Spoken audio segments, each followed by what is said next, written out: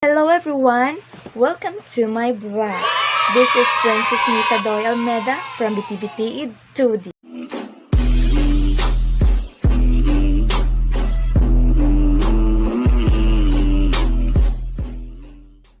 So for today's video, I will share to you my reaction and reflection about racism based from the news that I've watched earlier. Few moments later.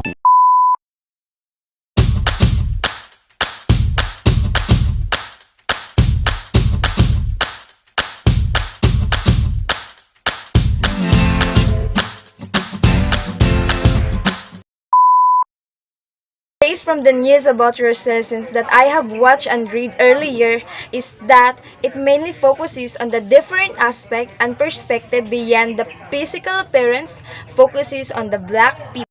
It is usually the main reason and eventually the current issue that builds a gap between different nations because of discriminating people, lives, or personal background. We cannot deny the fact that people surround us and even our special loved ones can't avoid to do that kind of thing. They turning to judge and see our physical appearance just like in having black color skin, in which it causes us to humiliate our life. My reaction is that racism causes a big impact on humanity, wherein they are dealing or encountering abusive people everywhere. This is the mainly current issue that we face and see in real world, that we can't avoid and sometimes can't endure.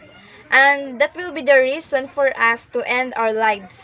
On the other hand, about the news report is that the independent United Nations human rights experts appealed on the news United States government to adopt wide-ranging efforts to reforms to end police violence and address systematic racism and racial discrimination.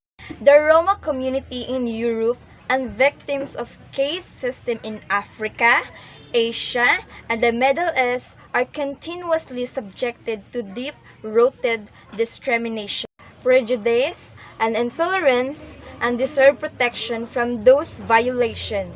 The United Nations Independent Expert on Racism stressed today. United Nations officials today urge the international community to make efforts to address the plight of people of African descent, deploring the discrimination and social exclusion that many of them still endure, even as their historical contribution in all fields of human endeavor are ignored. So those are the examples of the important information on different nations in dealing into racism. So often our culture views social problems through an individual lens. What did a person do to deserve his or her specific condition or circumstance?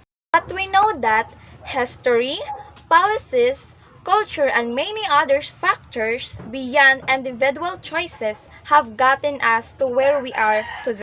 When we're hoping to show the existence of discrimination or racism by pointing out racially unequal conditions, it's particularly important to tell a full story that links cause, history, and effects outcomes.